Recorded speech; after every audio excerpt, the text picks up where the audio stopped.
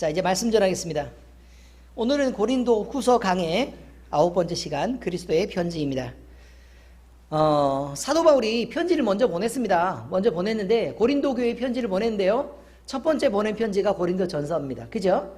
자, 그런데 이 편지를 보낸 이유가 뭐냐면 고린도 교회가 문제가 있었기 때문에 편지를 보낸 거예요. 만약에 아무 문제도 없고 그냥 사도 바울이 편지를 안 해도 잘 돌아가는 교회였었으면 그런 편지를 보낼 필요가 없었겠죠. 근데 문제가 분명히 있었기 때문에 편지를 보낸 겁니다.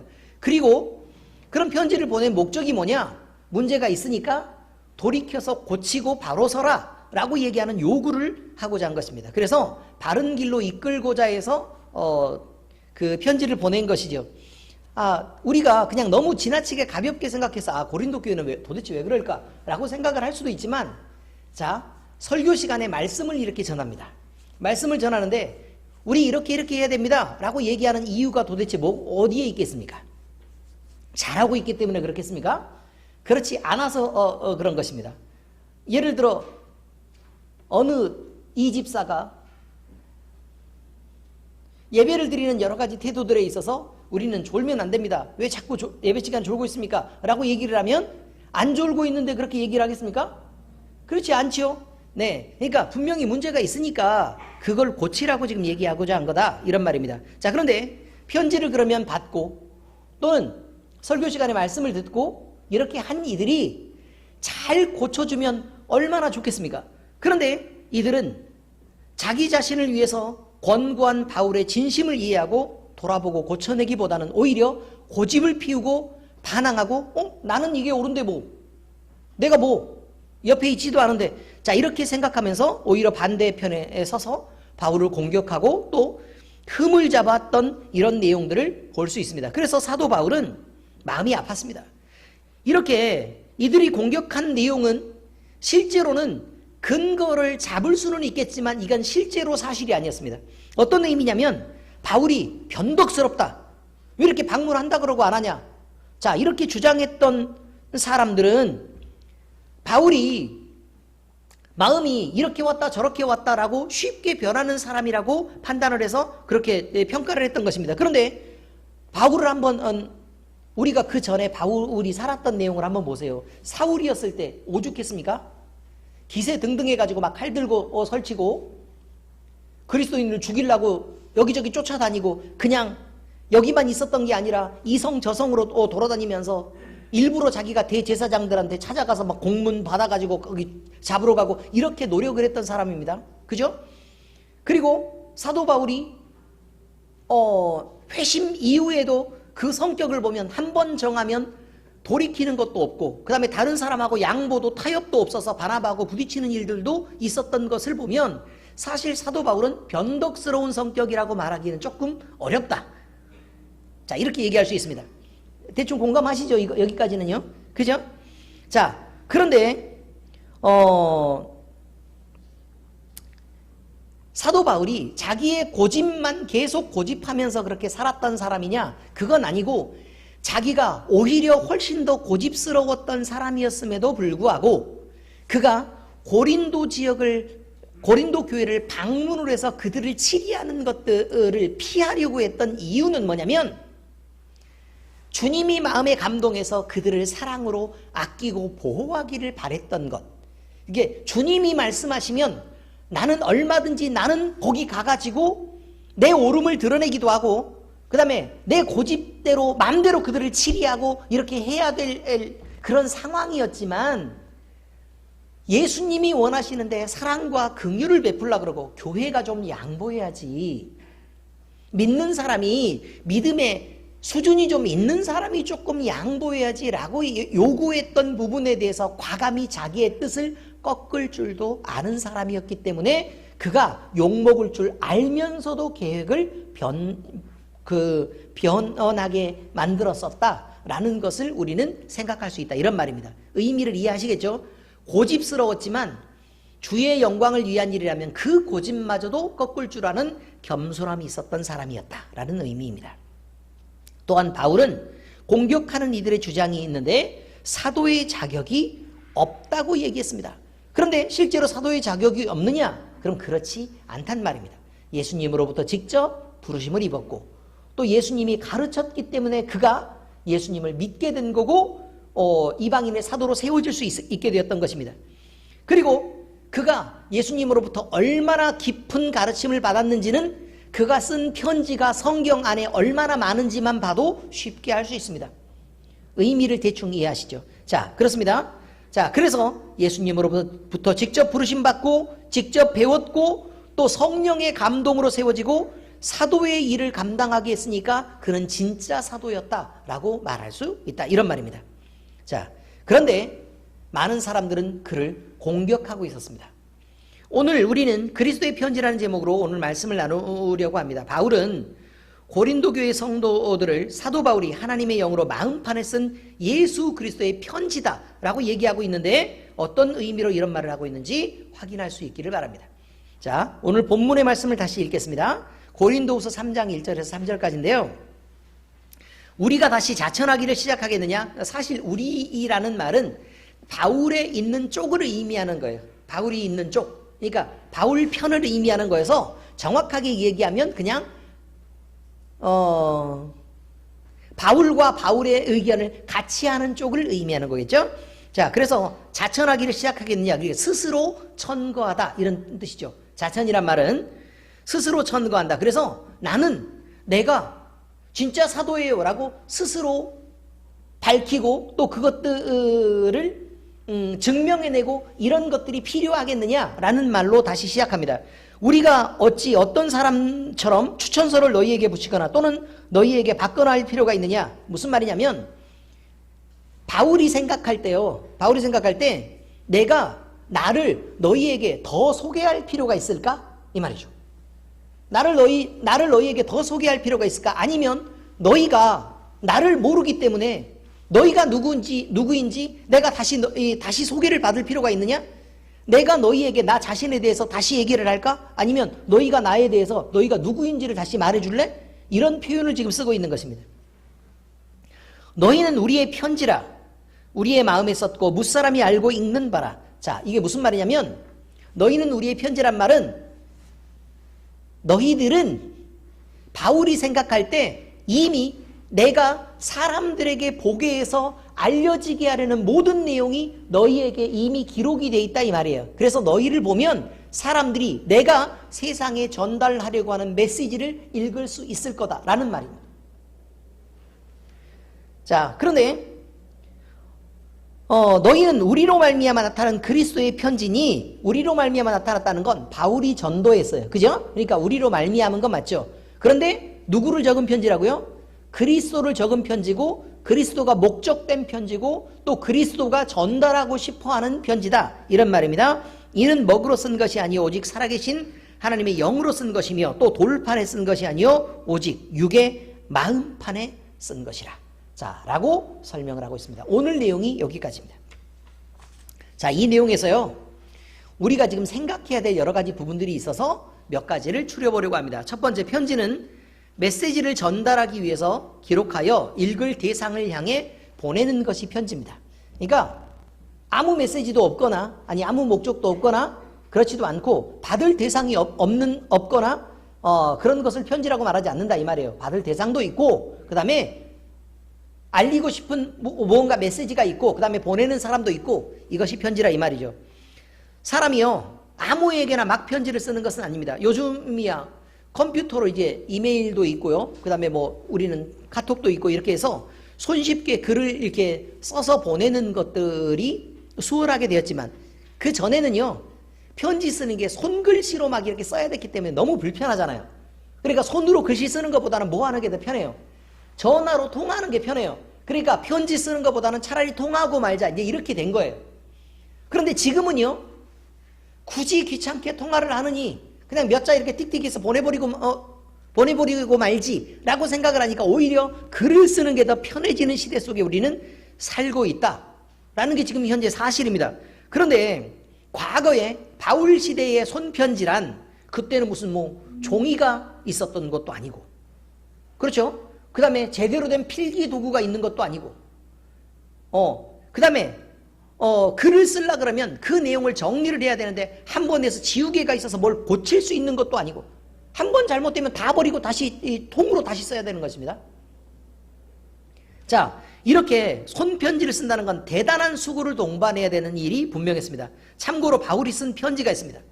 근데 바울이 직접 편지를 썼느냐? 아니, 이게 이제 연세도 지긋하시고 눈도 좀 잘 안 보이고, 그 다음에 기운도 딸리고 계속해서 앉아있는 게 너무 힘이 들고, 이제 그 정도로 나이가 들고 늙어가지고요, 다른 사람에게 대피를 시켰습니다. 그리고 바울이 그 뒤쪽에 서명을 하고 뭐 이런 방식으로 해서 편지를 보냈던 거죠. 각 교회나 성도가 처한 문제들을 놓고 대단히 많은 고민들을 해야 했고, 그리고 하나님의 뜻을 구하며 많은 기도를 해야 됐고, 그 후에야 내용을 정리하고 나서 이 내용을 써야겠다라고 정리한 다음에 그 다음에 편지를 쓰기 시작한 것입니다. 그 편지를 적어나가는 과정도요, 짧은 편지야 뭐 간단하게 한 달 뭐 이 정도 안에 쓸 수 있었겠지만, 어떤 편지는요 수개월에서 1년 넘게 그는 상당히 긴 시간 동안 편지를 써야 했던 그런 편지들도 있는 것이다 이 말입니다. 우리가 안부를 건네는 게 몇 장, 안부를 건네는 편지를 쓰는 것도 어렵죠. 그런데 우리의 마음을 담는 편지는 훨씬 더 어렵습니다. 그냥 가벼운 인사가 아니고 마음을 담는 편지. 예를 들어서 연애 편지를 쓰면서 고백을 한다 이 말이에요. 그럼 우리는 기본적으로 영화를 생각해 보면 뭐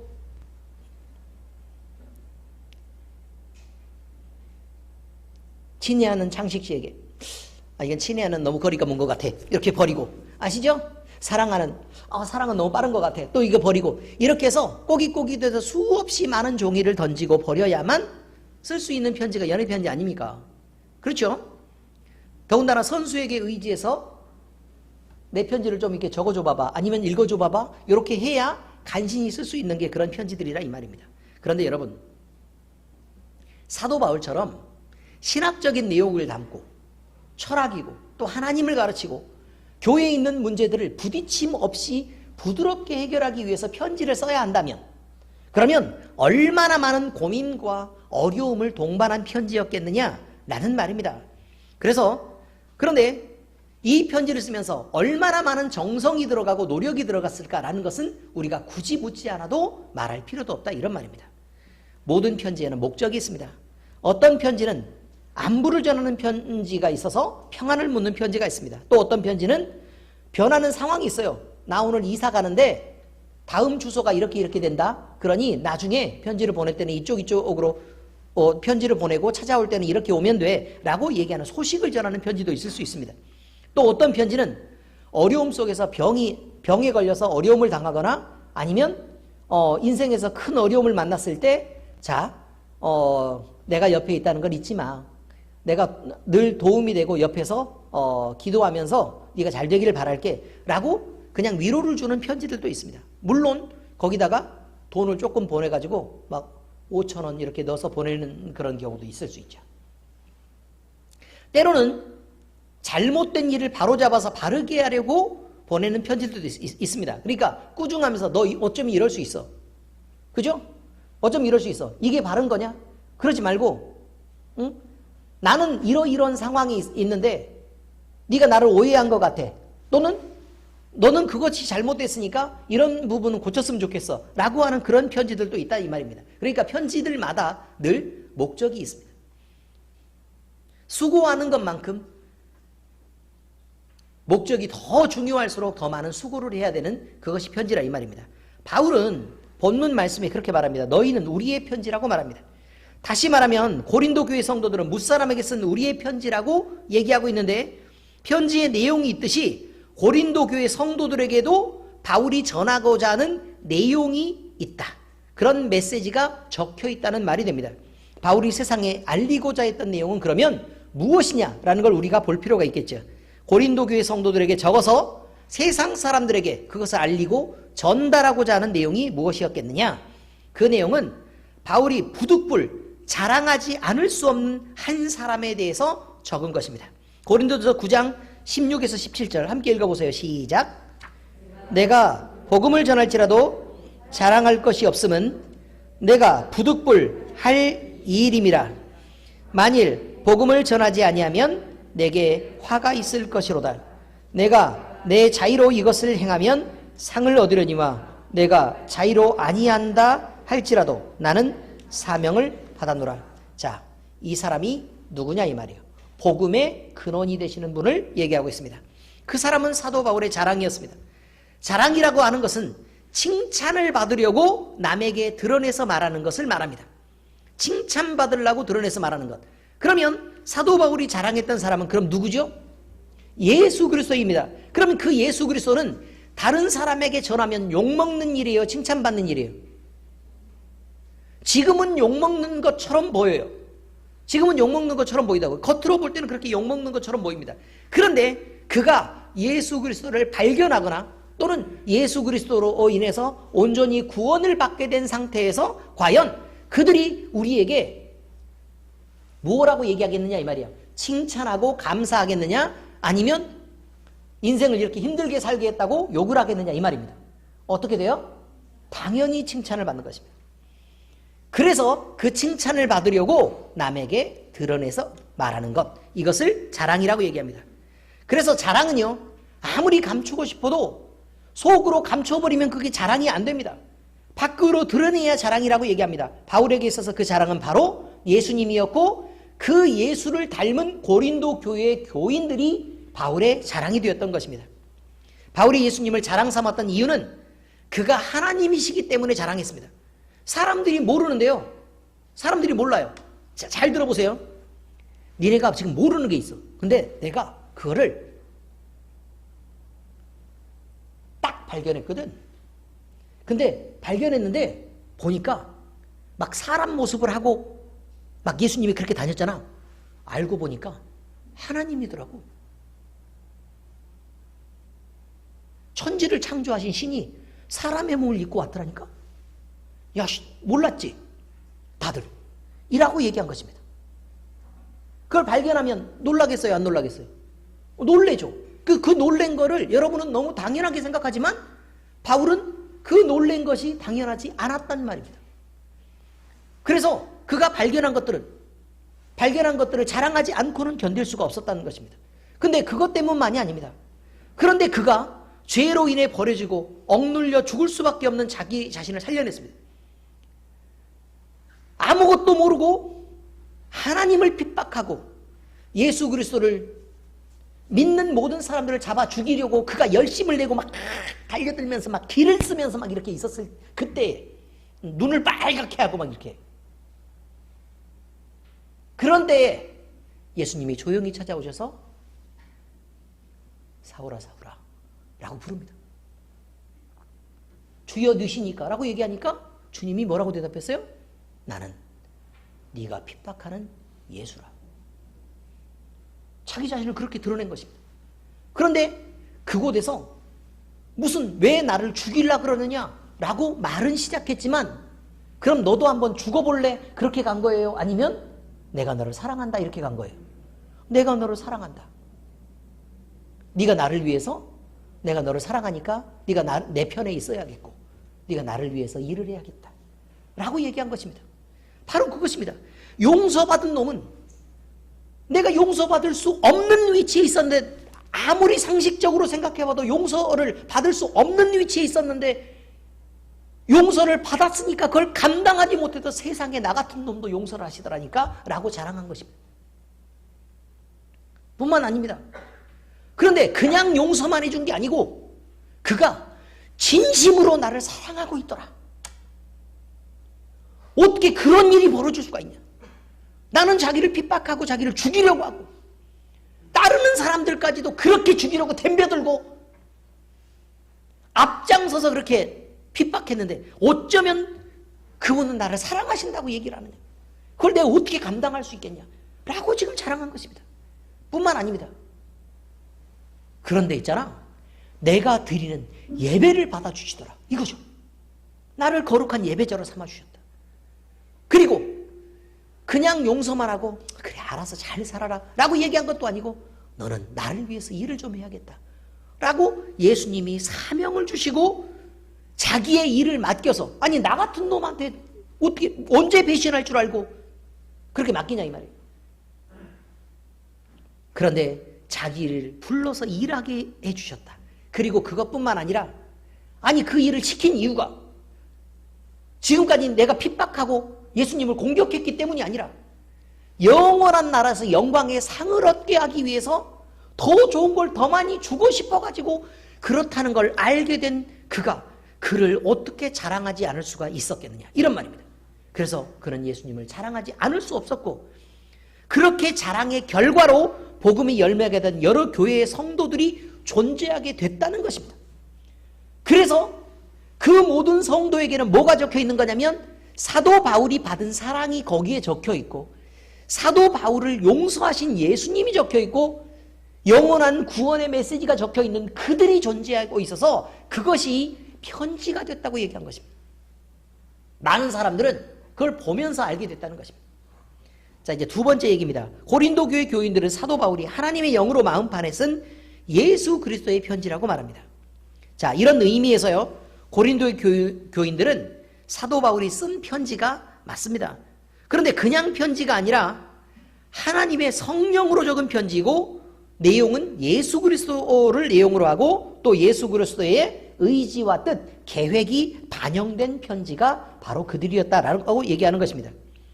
바울이 전하고자 했던 모든 것을 단 한마디로 요약해보면 그것은 우리도 쉽게 대답할 수 있습니다. 뭐죠? 예수 그리스도입니다. 예수님이 그리스도라는 것입니다. 바울은 온갖 고난과 박해 속에서 예수님이 하나님이시며 그리스도이신 것을 전했다고 말합니다. 고린도후서 우리 뒤편에 가면 또 다시 공부할 내용인데 11장 22절에서 28절까지 우리가 흔하게 자주 봤던 내용이지만 다시 읽겠습니다. 자, 함께 읽겠습니다. 시작. 그들이 히브리인이냐? 나도 그러하며 그들이 이스라엘인이냐? 나도 그러하며 그들이 아브라함의 후손이냐? 나도 그러하며 그들이 그리스도의 일꾼이냐? 정신없는 말을 하거니와 나는 더욱 그러하도다. 내가 수고를 넘치도록 하고 옥에 갇히기도 더 많이 하고 매도 수없이 맞고 여러 번 죽을 뻔하였으니 유대인들에게 40에서 하나 감한 매를 5번 맞았으며 3번 태장으로 맞고 1번 돌로 맞고 3번 파선하고 일주일을 깊은 바다에서 지냈으며 여러 번 여행하면서 강의 위험과 강도의 위험과 동족의 위험과 이방인의 위험과 시내의 위험과 광야의 위험과 바다의 위험과 거짓 형제 중에 위험을 당하고 또 수고하며 애쓰고 여러 번 자지 못하고 줄이며 목마르고 여러 번 굶고 춥고 헐벗었노라. 이 외에 일은 고사하고 아직도 날마다 내 속에 눌리는 일이 있으니 곧 모든 교회를 위하여 염려하는 것이라.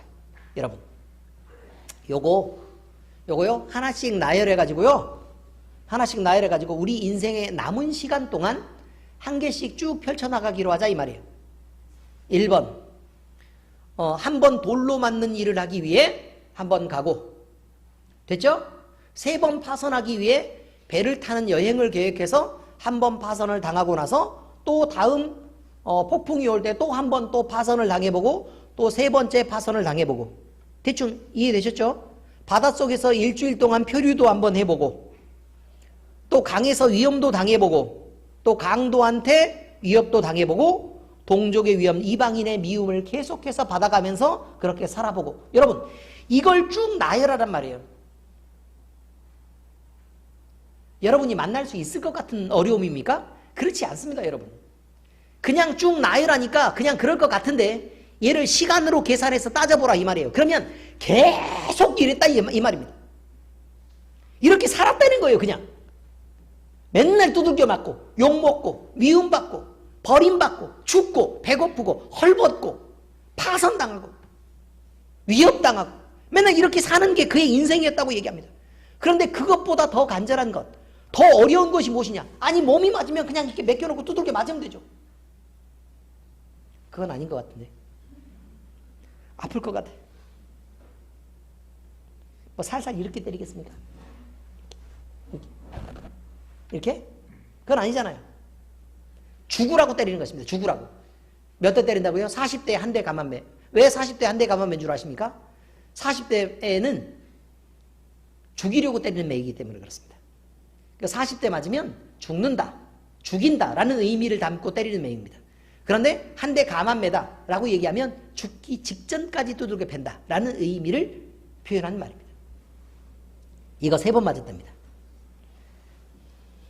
여러분, 그 결과로, 이렇게 산 결과로 유대인과 이방인들이 예수 그리스도의 복음을 듣기도 하고 받아들이기도 하고 영접하기도 해서 각처에서 살아있는 그리스도의 교회가 되었습니다. 이렇게 살아있는 교회는 예수 그리스도의 구원의 복음을 받아들였습니다. 그들은 사랑으로 연합하여 한 마음과 한 뜻으로 모든 물건을 서로 통용하였습니다.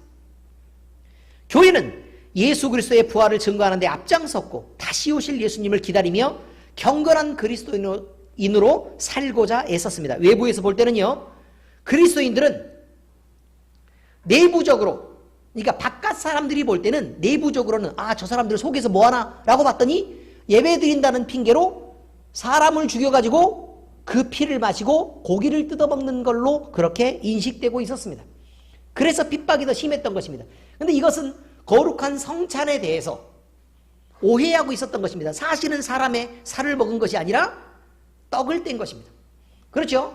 피를 마신 것이 아니라 잔을 나눈 것입니다. 포도주의 잔을 나눈 것입니다. 이런 성찬이 알지도 못한 사람들이 오해해가지고요, 밖으로 저것들은 사람을 잡아먹는 것들이다 라고 그렇게 욕을 먹어서 그런 것들이지 사실은 그렇지 않았다는 것입니다. 외부에서 볼 때는 내부에서 그런 일이 벌어질 거다라고 본 것입니다. 그런데 바깥 사람들이 볼 때 바깥쪽으로 비춰지는 모습은 뭐였느냐? 이것입니다. 바깥쪽으로 보여준 것은 이들은 사랑이 풍성하고 양보하는 삶을 살고 있었습니다. 자기의 것을 자기 것이라고 고집하지도 않고 내 것을 팔아 다른 사람들에게 나눠주며 어려운 이웃을 구제하는 일에 앞장섰습니다. 그러면서도 이기려고 하지 않고 늘 지면서 살았고, 그리고 그렇게 지면서도 억울하게 화내고 싸우지 않았습니다. 늘 행복하고 즐거운 얼굴을 하고 있었습니다. 복음의 전도와 말씀 공부에도 대단한 열심을 갖고 있었던 그런 사람들이 바로 교회의 그리스도인들이었습니다. 여러분, 이 모든 것들이요, 바깥쪽으로 보여질 때는 이렇게 보였다는 것입니다. 바깥쪽으로 보여질 때 이 모든 것은 예수님이 자기의 몸된 교회에게 요구하시는 것들이고, 이 땅에 있는 교회가 예수님의 제자로서 당연히 따르고 지켜야 될 모습들인데, 그것들을 초대교회 교인들은 목숨 걸고 지켜냈다는 것입니다. 이런 모습들은 제자들이 육체에 머물러 있을 때 할 수 있었던 일입니까? 아닙니다. 성령 세례 이후에나 그들이 가능했던 일입니다. 바울은 고린도 교회 교인들이 자신을 하나님의 영으로 마음판에 쓴 예수 그리스도의 편지라고 그렇게 말을 하는데, 그 이유는 하나님의 영이 아니면 그들에게 적을 수 없었고 그들의 마음에 감동할 수 없었기 때문에 그렇습니다. 그러니 세상 밖으로 비춰지는 교회의 모습들을 통해 우리는 교회의 바람직한 모습의 편지가, 세상으로 보여주는 그 편지가 어떤 메시지를 담고 있어야 되는가를 우리는 분명히 알 수 있을 것이다, 이런 말입니다. 고린도 교회가 이런 모습을 가진 교회라면 바울을 굳이 누구라고 소개하지 않아도 그들에게 복음을 전했고, 또 그들을 가르쳐서 이렇게 세워낸 바울이 어떤 사람이라는 것, 또 사도라고 얘기하는 것에 대해서 의심받을 수 없다는 것을 얘기하고 있습니다. 자, 다시 설명하면 이렇습니다. 고린도 교회 교인들이요, 바른 그리스도인으로 서 있습니다. 그러면 이 사람들이 원래부터 믿고 있었던 사람들이 아닙니다. 그죠? 이 사람들은 세상 사람들이었습니다. 그런데 이들이 복음을 영접하고 어떤 사람들이 됐느냐? 하나님이 기뻐하시는 그런 사람들이 됐다, 이 말입니다. 그럼 바울이 누구겠습니까? 이렇게 만든 사람 아닙니까? 그러니 바울에 대해서 사도권을 의심할 필요도 없고 이 사람이 어떤 사람이냐를 궁금해할 필요도 없다, 이 말입니다. 왜냐하면 이렇게 만든 사람이니까요. 바로 그 얘기를 말하고 있는 것입니다. 자, 3번째, 바울이 세상을 향해 전하고자 하는 메시지는 고린도 교회 성도들 안에 모두 있는 것이었습니다. 다시 말하면요, 고린도 교회 안에 없기 때문에 가르치려고 했던 것이냐? 그게 아니라 원래 있었던 것인데 너희들이 그 있는 것들 가운데서 흔들리고 부족함이 보이니까 흔들리지도 말고 부족하지도 말고 단단하게 서라 라고 지금 얘기했던 것이라, 이 말이죠. 그래서 바울은 바람직한 교회의 모습을, 너희들 안에 있는 다른 것을 꺼내서 바람직한 모습을 보이라고 얘기합니다. 고린도 교회는 세상에 철학이 들어와 진리를 어지럽혔습니다. 그래서 막 에피쿠로스 학파, 스토아 학파 이렇게 들어와 가지고요, 교회 안에서 세상의 진리를 갖고 와가지고 세상에선 이런데 라는 것으로 자꾸 옳은 얘기를 해야 됩니다. 그런데 여러분, 세상의 쾌락으로 정말로 구원을 얻을 수 있습니까? 아닙니다. 육체를 가진 사람들이 그 한계를 있는 동안 마음껏 누리고 싶어서 거짓말을 하고 있는 것입니다. 그래서 십자가의 도는 가르치면 구원을 얘기하는 것이기 때문에 그들에게, 육체를 가진 그들에게는 불안하고 불편한 것이었다, 이 말입니다. 세상에서 부자로 살아야 돼, 마음껏 즐기며 살아야 돼 라는 말은 육체를 가진 사람들이 누리기 쉽죠. 복받고 그냥 살아야 돼.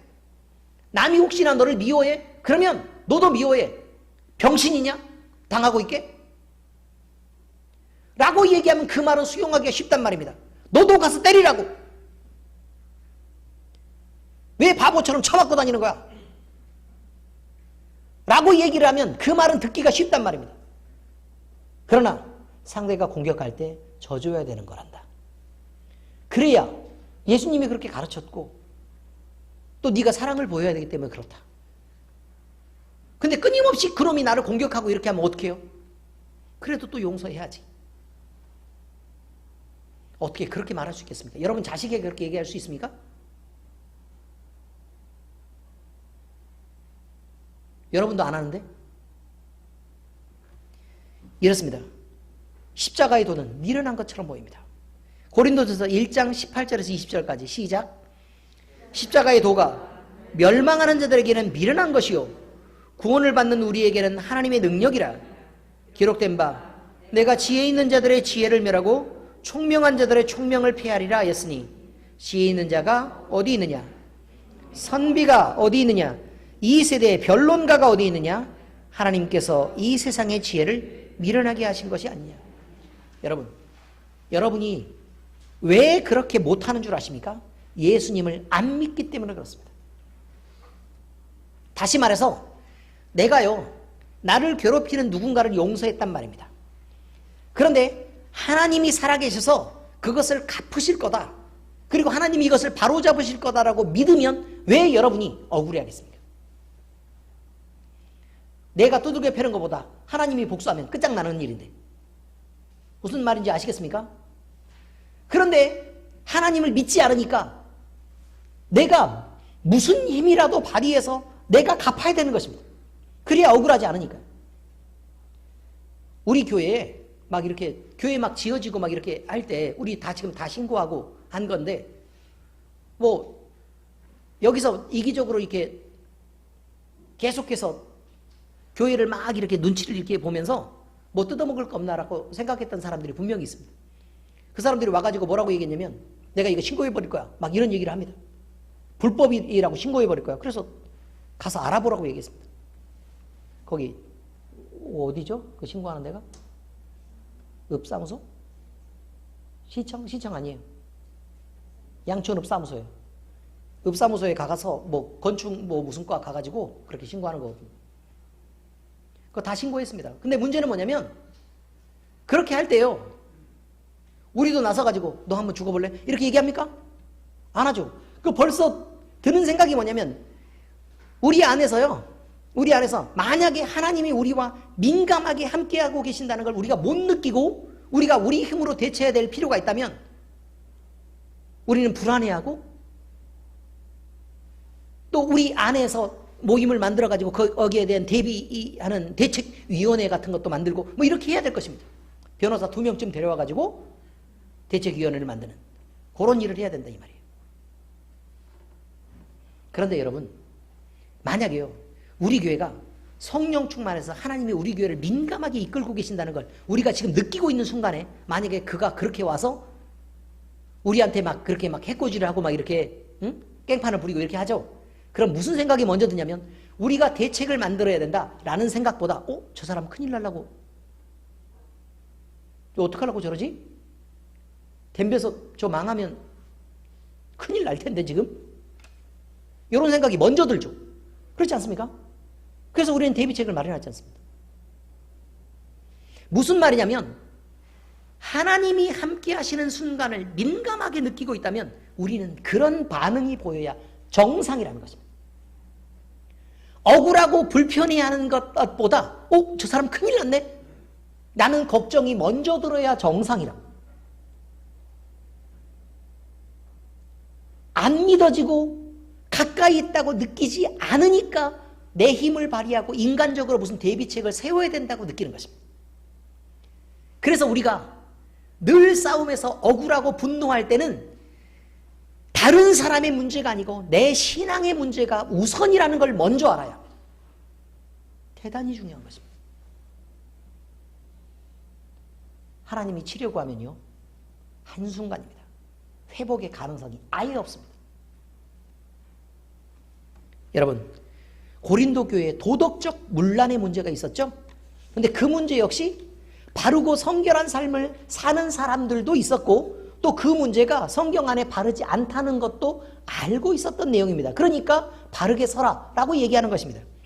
뿐만 아니라 권세자들과 부자들이 교회 안으로 들어와서 막 행세하고 이렇게 했죠. 그러니 형제 안에 모두 다 고르고 평등하게 사랑해야 한다. 그리고 교회 안의 질서대로 교회는 유지가 돼야 된다. 세상의 질서를 갖고 들어와서 힘 있는 사람 인정하고 부자 인정하고 이렇게 하면 교회가 꼴이 말이 안 된다 라고 얘기를 했던 것입니다.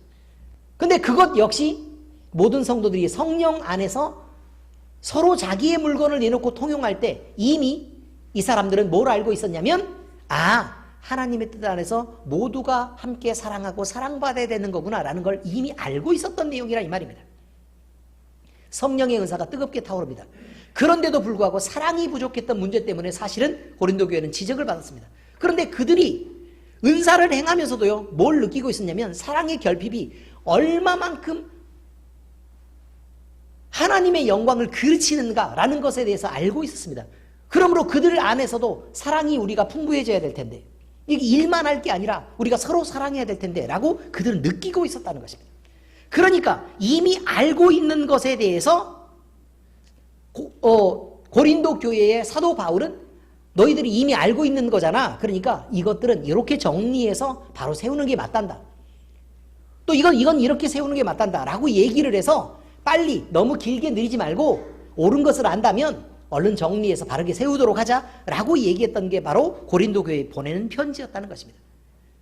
그래서 질서를 바로잡고 교회의 교회다운 진리를 지켜가고자 했던 그런 노력들이 바울에게 있었던 거다라는 것을 얘기하고 있는 것입니다. 이런 것들을 잘 지켜내는 것, 이게 교회가 해야 될 일입니다.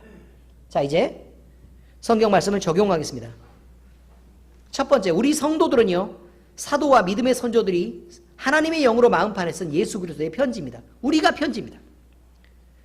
지금 우리는 교회가 핍박받는 시대에 산다. 도대체 우리 예배를 못 드리게 할까? 교회만 자꾸 이렇게 방송에서 떠들면서 왜 이렇게 괴롭힐까? 라고 얘기를 합니다. 또는 그리스도인들을 미워하는 시대에 산다. 예수님만 믿으면 사람들이 다 싫어해. 라고 불평합니다. 그런데 생각해 보세요.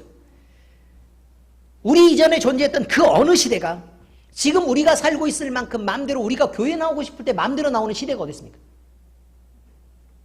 일단 기본적으로 자동차가 있습니다. 그렇지 않습니까? 저 어렸을 때 시골에서 교회 가려고 그러면요, 가장 가까운 교회가 3km였습니다. 산 2개 넘고 공동묘지 지나서요. 그래서 3km를 98cm밖에 안 되는 애가 걷는데, 남들은 막 이렇게 걸어가는데 나는 막 이렇게 걸어가면서, 뭔 진해도 아니고 그렇게 교회를 갔습니다. 가기만 하면 말아요? 금방 또 예배 끝나고 또 와야 됩니다. 걷는 거 6km예요. 6km. 말이 6km죠. 평지 아니라니까요. 산 넘어야 된다니까요. 자, 그런데 우리 아버지가 곱게 교회를 가게 했느냐? 아니 98cm가 무슨 심으면 뭘 심겠어요? 응? 마늘 심어야 된다고 그러고, 조그만 손이 마늘 잘 심는데요 또. 그 풀 뽑으라고 그러고. 옛날에는 다 일을 했습니다. 그렇게. 그래서 일이 많으면 못 가는 것입니다. 그런데도 굳이 버티고 얼른 갔다 오려고 부지런히 아버지가 뭔 말 하기 전에 얼른 나가가지고 교회를 먼저 가야 되는 상황이 되는 거예요. 그러니까 아버지는 교회 갈 시간이 이제 다가오잖아요. 그럼 그때쯤 얘기하려고 그러는데 애들이 미리 나간 거죠. 미리 나갔으니까 뭐 끌고 올 수도 없고, 끌고 올라 그러면 3km 걸어가야 되는데요. 우리 아버지가 3km 걸어가서 끌고 오겠습니까? 아무튼 그런 여러 가지입니다. 결국은 우리처럼 신앙이 자유롭게 우리가 선택하면 마음대로 신앙생활을 할 수 있도록 보장된 사회는 지금까지 존재한 적도 없습니다, 여러분. 그런데도 지금 불평을 합니다. 그런데 여러분, 다시 생각해 볼 필요가 있습니다. 지금 우리가 받는, 우리를 미워한다고 얘기하지만 우리가 받는 미움은 우리가 거룩한 모범을 보이면서 핍박을 견디는 일도 아니고, 참 그리스도인으로 우리가 모범을 보이면서 살아가고 있는데도 억울하게 받는 핍박이 아닙니다, 여러분. 오히려 우리는 예수 그리스도를 세상에 복이나 주는 존재, 돈이나 벌게 해주는 존재, 그래서요, 예수 그리스도를 이 세상에 잡신과 같이 왜곡시켰고, 교회에 출석하는 교인들은 다른 사람에 대한 배려도 없이 먼저 나서서 돈을 사랑하고 이기적인 욕심을 드러내고, 교회가 세속화돼서, 그래서 야, 저건 진짜 꼴보기 싫다, 그래서 세상 사람들에게 손가락질 받는 거 아닙니까?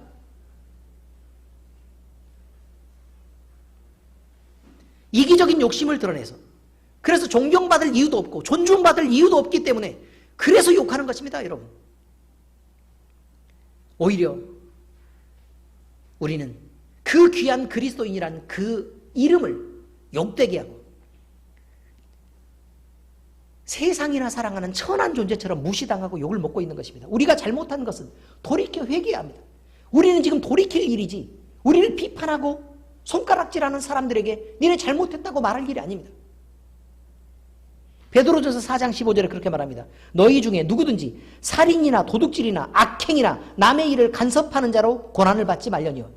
아니, 자꾸 남의 일에 간섭하고 말 보태고 악한 행동들을 하고 이기적으로 행동하면서 자꾸 저 사람이 나를 미워한다고 뭐라 그러면 되겠습니까, 여러분? 그렇지 않습니다. 지금 우리가 믿는 복음의 우리에게까지 오기 위해서는 수많은 순교자들이 아낌없이 자기의 목숨을 내놓은 결과입니다. 그들이 지켜왔던 진리는 예수님이 구원할 그리스도인이라는 것이었습니다. 그들은 잘못한 것 없이 억울한 고난을 받았고, 또 복음이 훼손되지 않도록 자기의 행실들을 잘 지켜왔었습니다. 그 안에 하나님의 사랑과 위로가 있었고, 그들은 그 안에서 죽었습니다. 그래서 사도 바울은 그런 고백을 합니다. 누가 우리를 그리스도의 사랑에서 끊으리요? 환난이나 곤고나 박해나 기근이나 적신이나 위험이나 칼이랴. 기록된 바 우리가 종일 주를 위하여 죽임을 당하게 되며 도살할 양같이 여김을 받았나이다 함과 같으니라. 여러분, 하루 중에 어떤 순간에 그런 대우를 받았대요? 아니요, 종일 받았대요. 종일. 거기 나와 있어요. 종일.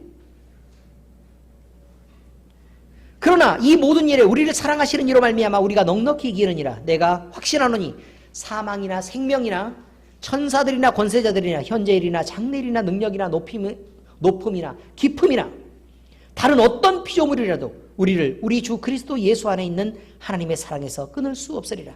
여러분, 바울이 당하고 있는 건 뭐예요? 환난이나 공고나 박해나 기근이나 적신이나 위험이나 칼이에요.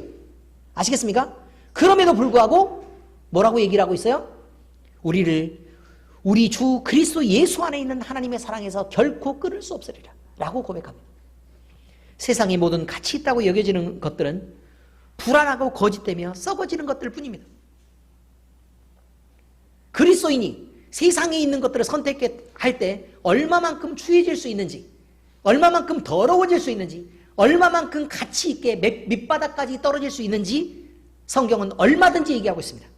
우리는 이 세상의 것을 선택하면서 그것으로 인정받으려고 살지 말아야 합니다. 우리는 반드시 우리를 사랑하신 그 예수를 붙잡고 그를 나타내는 그리스도의 편지로 살아야 된다는 것입니다. 두 번째, 우리 안에 예수님이 세상에 전하고자 하는 메시지가 들어있습니다. 우리가 복음에 감동되고 성령에 충만하며 성령에 이끌려 견인되고 있으면 우리는 우리 삶에서 애써 그리스도를 드러내려고 노력하지 않아도 됩니다. 다시 말할까요? 우리가 성령 충만해요. 그래서 예수 그리스도의 사람인 거예요. 그러면 애써 사랑하려고, 이해하려고, 용서하려고 그렇게 노력하지 않아도 괜찮다는 것입니다. 왜냐하면 우리 안에 있는 성령 하나님이 우리를 인도해 가실 때 그런 것들은 자연스럽게 되는 것이기 때문에 그렇습니다. 하나님이 사랑이라고 얘기합니다. 사랑. 사랑이라고 얘기할 때 사랑의 특징은 뭐냐면 인위적으로 안 되고 인위적으로 노력해서 안 되는 것입니다. 사랑이라. 사랑하려고 애를 써봐도 미운 놈이 갑자기 사랑스러워지지 않습니다. 이해가 됩니까? 그런데 사랑은 미쳐 있어가지고요. 최영경 집사님 표현대로 눈꺼풀이 씌어가지고. 맞죠?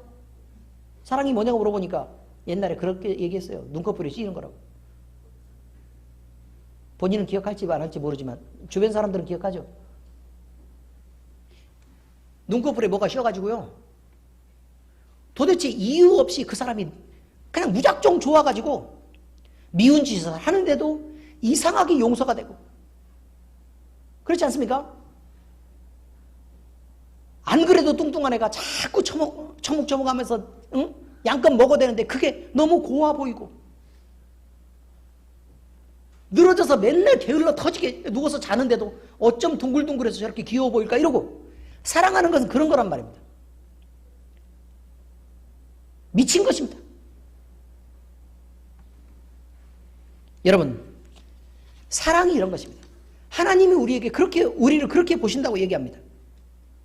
그래서요, 우리는 하나님을 마음에 담고 하나님으로 살면 그저 그렇게 살 수밖에 없도록 그렇게 설계되어 있고 또 그렇게 할 수밖에 없습니다. 그러니 안 되는 것으로 우리가 노력하면서 괴로움을 당할 게 아니라 하나님을 더 깊게 사랑하도록 애를 쓰면 우리는 하나님이 그리스도를 담아서 보낸 세상으로 보낸 편지가 됩니다. 우리 마음이 세상을 기뻐하고 세상을 사랑하면 아무리 거룩한 적 애를 써도 세상을 사랑한다는 게 쉽게 눈에 드러날 수밖에 없습니다. 돈 사랑하고 즐기기를 좋아하는 사람이 감춰집니까? 안 감춰집니다.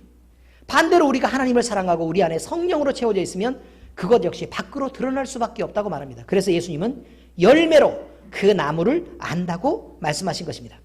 그러므로 우리가 예수님을 모신 거룩한 성도로 살아간다면 누가 봐도 우리에게서 예수 그리스도가 드러날 수밖에 없습니다.